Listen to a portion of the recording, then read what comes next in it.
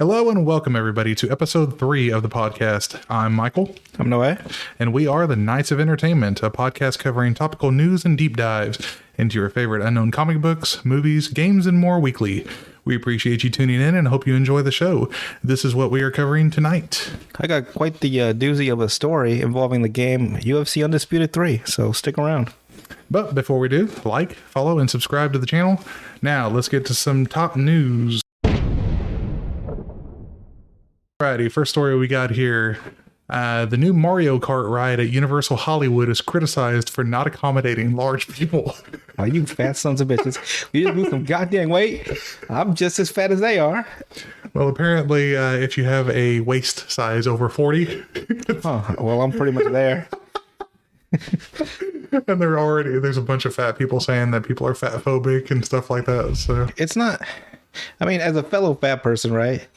Like, I understand that the reason I'm fat is because I don't do exercise. I don't eat healthy. I don't blame anyone else because I'm fat. I'm fat. It's my fault. It's 100% my fault.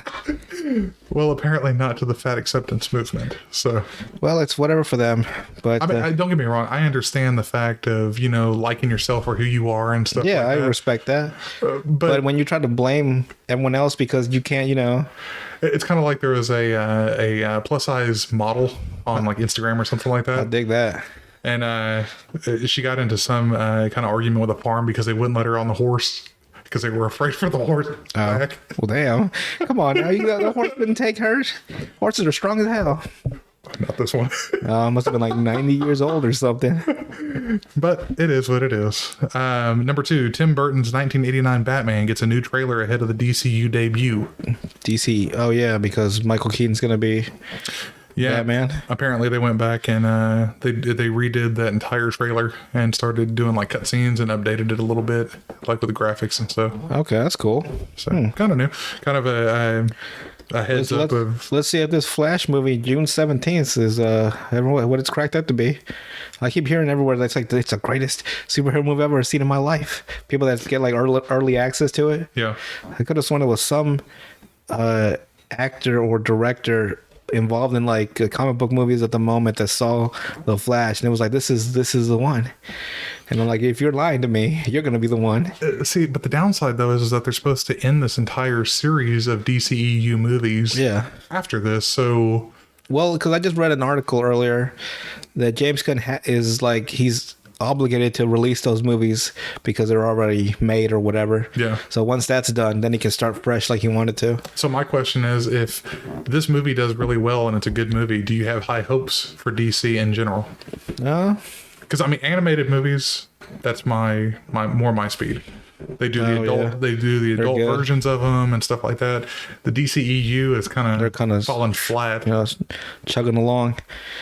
What they need is they need to cast me, right, as the question. Like I'll be the question, right? And like I'll have like little like glove gauntlets that I can do like force field shields and spikes and whatnot and weapons. That's my version of the question. And then you have me teamed up with John Constantine. And you know how John Constantine has the terrible habit of like any friend or ally that he has, he somehow screws them over, like their lives worse after they meet John Constantine. Yeah. I'd be the one that is immune to that. Like he sells me like we're trying to save this little girl from a demon, right? So John Constantine, the only thing he can think of is I gotta sell someone else's soul. So he sells my soul. And I'm like, you're gonna sell my soul? Without me knowing. And then he sells my soul. I get dragged to hell, right? And like 2 weeks later, I come back to our office where we have our little detective office, and he's like, "How was hell? It was real hot. It's real hot. I'll tell you that." Like nothing happened. Like I somehow escaped on my own because I always somehow escape whatever schemes he has, and we would be the perfect duo. We'd be the new Batman and Robin, the new Iron Man and Captain America. I'd be the question, and it's asking a bunch of questions, and then someone else would be, some British guy would be John Constantine. Like me and Keanu Reeves, the greatest duo ever. Or it could be like the Sandman, where they have Joanna Constantine, where it's a woman lead. That's cool. Instead of John Constantine. Is she blonde? They kind of redid it. No. I don't mind that. Any changes here and there. No.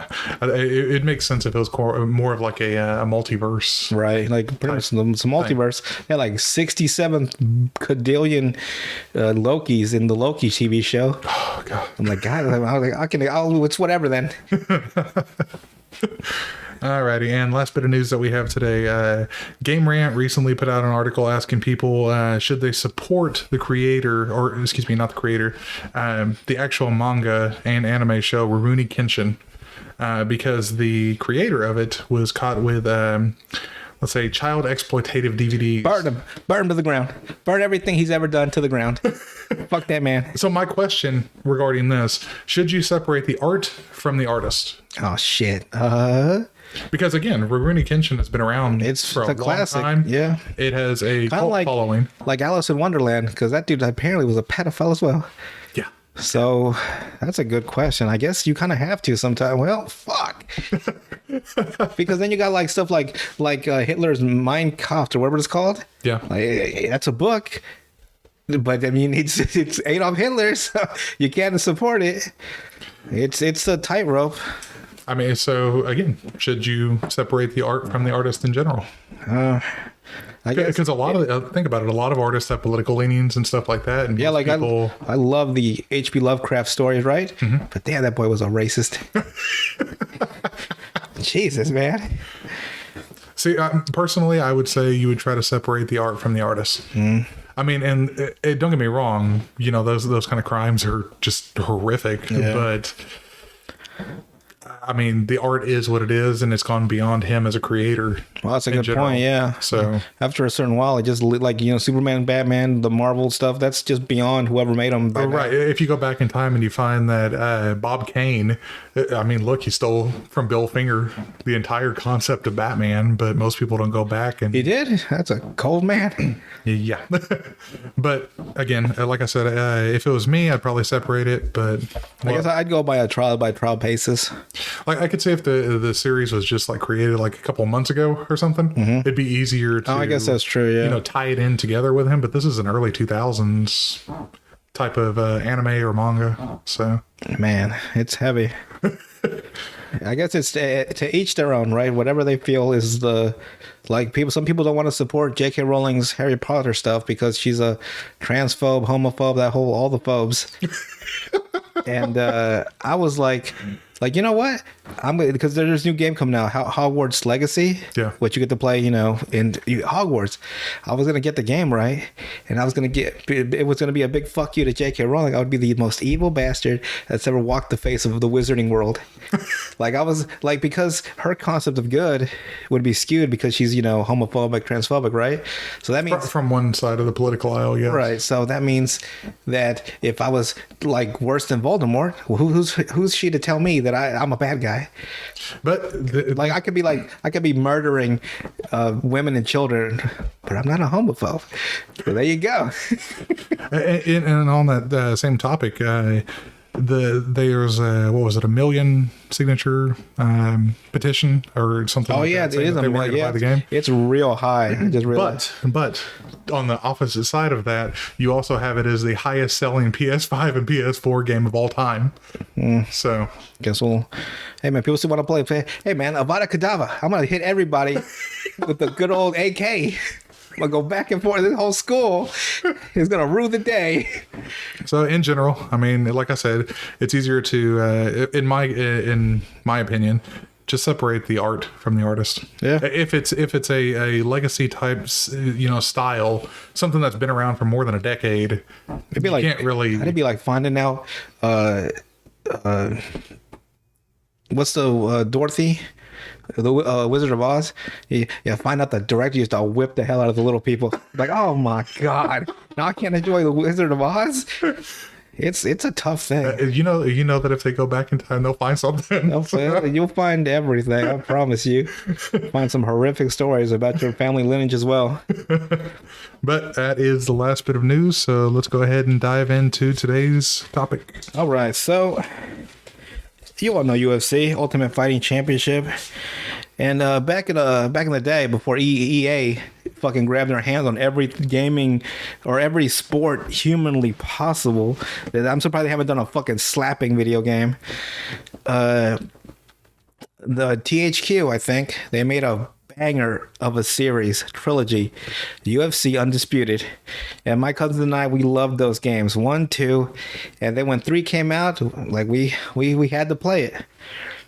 And one of my cousins bought it, and we would always meet up at my grandpa's house on the weekends, and that we'd play it. It's just like fight each other or watch one of them do a career. So we did that for a few months, and finally their interest in the game kind of waned. So he let me borrow it. And I'm about to tell you the story of the curse of Brad Pickett. evil man. The curse of Brad. So this was my first career. Like, we've been playing little by little, but I haven't, every week and going to your grandpa's house, you can't really play the full career mode. So now that I had the game on my own, for me, I was going to do my first career mode. So I was going to go step into bantamweight, which is the lowest weight class you can go there. It was 135 was the weight class, and the shortest you could be was 5'4", which is like an inch taller than me. So I was 5'3". I guess I could have played as Demetrius Johnson, but I wanted to make my own character. So I make my character, and it's very rudimentary. The create a character. They all look the same face, but like maybe different eye color, different hair color, but it's like the same. If you had put them up in a lineup, you wouldn't know who the murderer was. They looked exactly the same. Like, you couldn't change. You couldn't make the like nowadays you have those fucking creator character. They look like fucking monsters. Like in the WWE games, you freaking have Ronald McDonald come out in the Royal Rumble. If you wanted to. So I made the character, and then you pick like a fighting discipline: boxing, Muay Thai, karate. Like, karate had better kicking, boxing had better fist striking, Muay Thai was like better clinching, wrestling, jiu-jitsu, sambo. I picked boxing because I love boxing.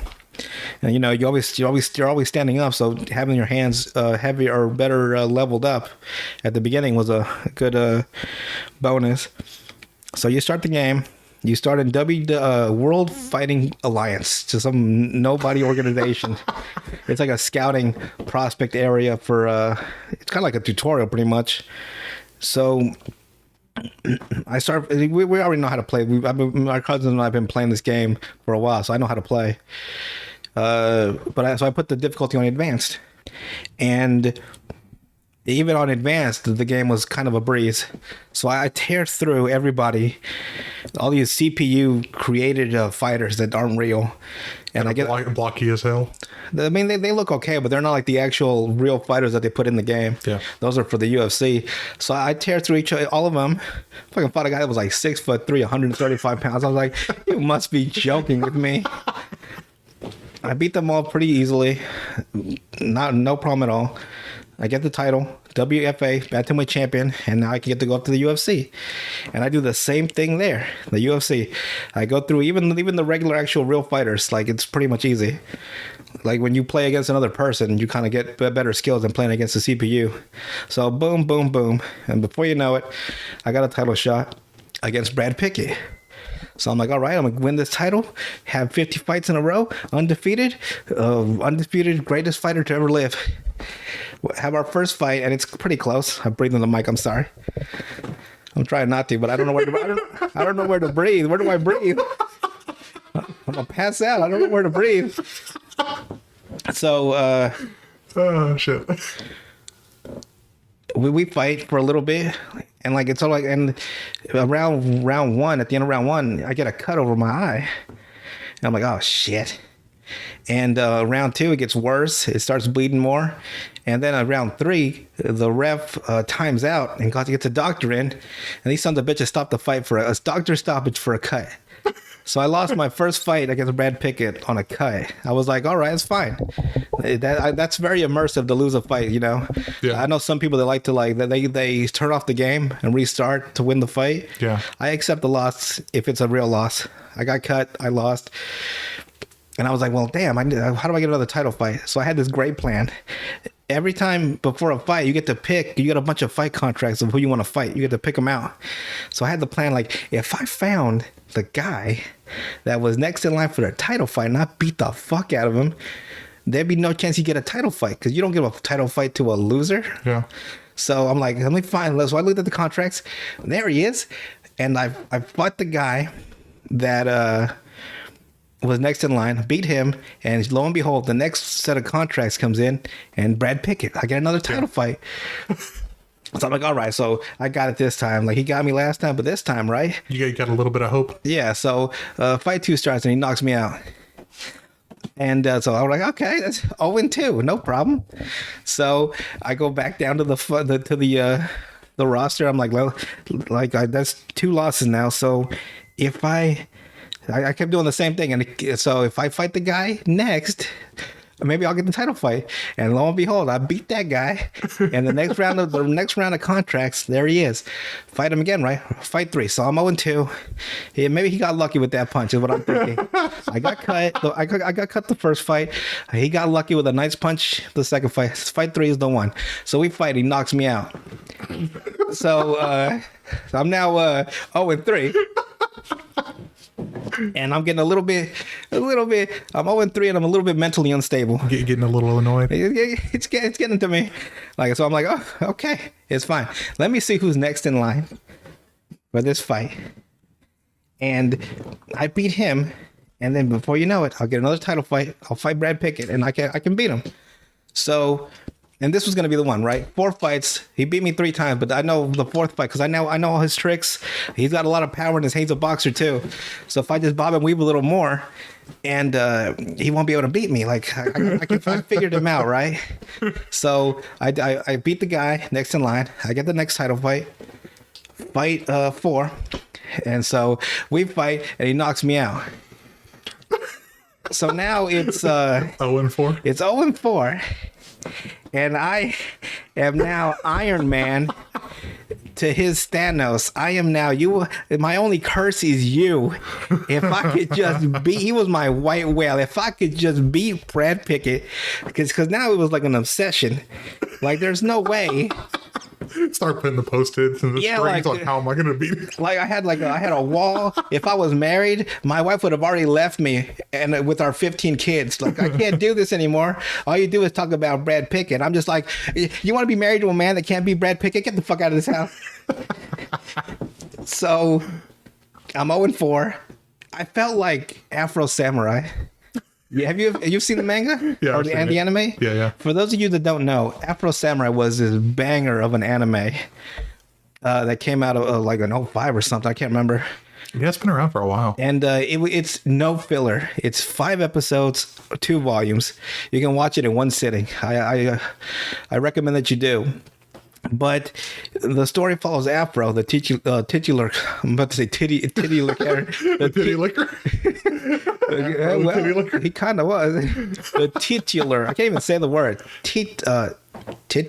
Titular. Yeah, titular. Damn, fuck that up. So you fight you follow the main character, Afro. His name is actually Afro. I think his actual name is Afro Samurai. They just call him Afro Samurai. Yeah. His dad. He's looking to avenge the man who killed his father. His father had accepted a duel when he was a kid against this gunslinger named Justice, and Justice killed him. And Afro saw that, and Justice was like, hey, whenever you're ready to fight a god, let me know. And he left him. So the thing about Afro Samurai is in this world, they had these things, these headbands, but they weren't regular headbands. They had mystical powers. You can be immortal. You were pretty godlike, really. Yeah. They had two distinct ones. You had the number 1 headband, which Afro's father had, that Justice took. You have the number 2. In number 1, if you have the number 1 headband, nobody is allowed to challenge you. If you have the number 2 headband, you're the only one that can challenge the number 1. Right. But anyone can challenge the number 2. So that's who I was. I had the number 2 headband, and I was keeping every son of a bitch on that planet Earth away from Brad Pickett because he was mine. True obsession. To this fucking day, I'm still mad when I think about this. So, okay, fight 5. I beat up the guy next in line. Fight 5 comes in, and this is the one. I promise you, this was the one. I had to do it. So we fight, right? And we go the full 25 fucking minutes. I gave it my fucking everything. I think I shit my pants halfway through. I gave it everything I had. And the fight goes to decision. And I'm in my head. I'm like, I did well enough. I must have just really had it this time. I'm practically losing my mind. And So it's a 10-point scoring system. The winner of the round gets 10 points. The loser gets 9 or less. A close fight, but that's one-sided, is like in a championship, it's like 50 to the winner total. He won all 5 rounds, and like 45 to the loser. He won 9 every round, but he didn't do that bad. A really bad fight's like 50-43. That means that the guy that got 43 got his ass beat. So Bruce Buffer comes out, the announcer, and he gives the scorecard. Brad Pickett, 50. So he gives all the referees, all the judges gave Brad Pickett 50 points. You know what they gave me? They gave me 39. Evil motherfucker. Like I look like grilled cheese. My face, I didn't even notice. My face was fucked up. I looked like I was dead. But you gave it your all. So I gave it everything I had, and it was not enough. So I'm 0-5 to Brad Pickett. Oh. And I'm just like, oh my fucking God, what do I do to beat this man? And that particular day, it was the last fight of my game session. Like, everyone has their level of wanting to play before they get kind of bored and they sign off for the day. Yeah. So for gamers, when you sign off for the day, you sometimes fuck around. Like you'll save it and then you'll murder a whole town or something for fun. But you don't save that part. You know what I mean? Like you'll save it and you'll burn a whole town in Skyrim. We've all done that. You can't really do much like that in UFC. So I just went to they had a little shop that I've never been to the whole game. I went to the shop, right? And lo and behold, in the shop, there's something called attributes and stats that you can increase for your fighter. And it turned out, because in between every fight you can train your fighter in the 4 attributes: strength, speed, cardio, footwork. And I maxed them all out at 70. Right. But I thought that was it, because there was no indicator saying it would go any higher. Yeah. So, and plus you had the attribute, you had skills like striking skills, takedown skills, like that. They were all maxed at 72 or 70 as well, not 72. And I'm like, so that had to be it. And it turns out, no, for a bantamweight, their max speed and footwork is 100. So you were going 30 less? 30 less, and strength and cardio was 85. So I was fighting Brad Pickett because the thing about a championship fight is what I don't know, maybe this is in my head, but if you put it on advanced, right, or normal, right, it's like normal plus for the championship fights. So advanced, it was like advanced plus. Like that's why he was so much harder, I think. So I'm like, you would think I'd be mad, right? Like this whole time, it turns out that the announcer that was talking to you, like telling you stuff throughout the game, in between the fights, he had told you at the beginning that you should go to the shop and get your attributes. I didn't listen. I didn't hear him. Just completely ignoring the hint. I thought it was like the elite of 70. Like it's full, it's done. So you would think I'd be mad, but I wasn't. I was like, so this is why Brad Pickett was beating me. He just had higher attributes and skills, right? Plus it was a higher difficulty being a championship fight. So if I find the next guy in line after I bought my the cap for the skills, increased it up, and I fought the next guy in line, and I trained really well for that fight. It was a guarantee I'd beat him. And then I got the contract for Brad Pickett and trained for that fight. Then I could have something like at 80, like maybe like my strength and speed at 80 before I fight, and I'd be better off. Like my skills in boxing and stuff would be at 80 too. Right. I'd be just high enough that I could actually have a chance. So I'm like, I can do that. So yeah, part 1 of the plan goes well. I fight the guy next in line, beat him, train well, and then before I get a chance to implement the next plan to fight Brad Pickett and train for that fight, the end of the year comes in. And it's end of the year accolades. Right. You find out how well everyone did, who had the fight of the year, the submission, the knockout of the year, the fighter of the year. I'm like, whatever, man. I'm like 5-5. I'm not in the mood to listen to who won or who didn't, who lost, right? I just want to get back to Brad damn Pickett. And at the very end of the accolades, you see who's retiring at the end of the year. And wouldn't you fucking know who's on the top of the goddamn fucking list? It's fucking Brad Pickett. You didn't even get your chance. I never got my chance to fight Brad Pickett. Ladies and gentlemen, and to this day, I can't stand that man. So there you go. That's That's the curse of Brad Pickett. 0-5.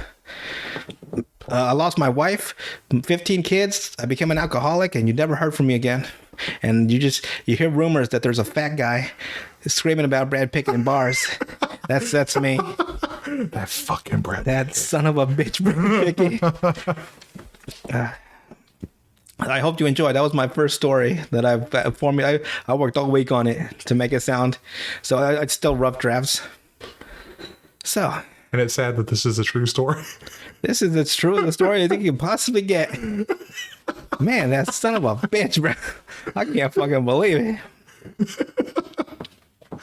That ruined my fucking life. All right. We got some Urban Dictionary. We do. These are quick ones. So this was uploaded by Sloppy Gary on March 13th, 2020. Floppy Gary. Yeah, you'll find out why. Green Gobbler. Instead of Green Goblins, Green Gobbler. Oh, God. The process of eating a girl's ass after explosive diarrhea. Oh, God. Why? I don't know, man. Why would you do this to yourself? I don't know. I asked Sloppy Gary. I mean, you sound like you're really sloppy Gary. No, I'm not. No. Trying to defend the man. Hey, man, some people have kinks. Oh, God. So, well, I guess it's two girl in a cup, right? I don't know. I've never seen it. Thank God. I'll show you later. It's fine. Please, no. Uploaded by Rory Wards on October 24th, 2019. October 25th. That's the actual entry. October 25th is naked and sex day with your girlfriend or cousin. So there you go. Oh, God. We'll put that down in your calendar, everybody. Oh, God. You know, in the entry it says your cousin or girlfriend, but I switched it because it's funnier for cousin to last because you're not expecting the last part. So you're welcome, Rory Wards. I made it funnier. Uploaded by Riley on September 11, 2017. The entry is also called Riley. So, Oh, God. A girl with blonde hair and a huge ass. So I guess Riley's out there. If you're a Riley, or if you're a blonde with a huge ass, you're a Riley. You're welcome. And probably for the streets. For the street. Just a stray hoe. All right. I guess that's it for today. All right. We will see you guys in the next episode. Remember to like and subscribe, and remember, fuck you, Brad Pickett. bye, everybody.